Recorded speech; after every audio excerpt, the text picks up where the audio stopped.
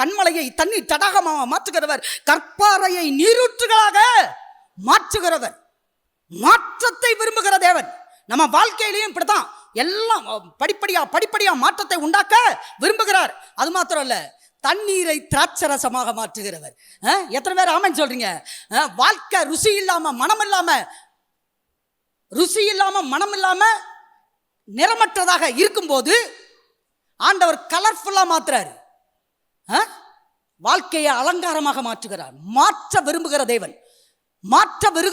தேவன், தண்ணீரை திராட்சரசமாக மாற்றுகிறவர். அது மாத்திரம் இல்ல, உபாமத்துல போட்டிருக்கு, உன்மேல் அவர் அன்பு கூர்ந்தபடியால். எப்படி? எல்லாரும் சொல்லுங்க, உன்மேல். உன் தேவனாகிய கர்த்தர் சாபத்தை உனக்கு ஆசீர்வாதமாக. எத்தனை பேர் ஆமென் சொல்றீங்க? சாபத்தை தேவன் ஆசீர்வாதமாக மாற்றுகிறவர். நம்ம தேவன் மாற்றுகிற தேவன், ஆனா அவரோ மாறாதவர்.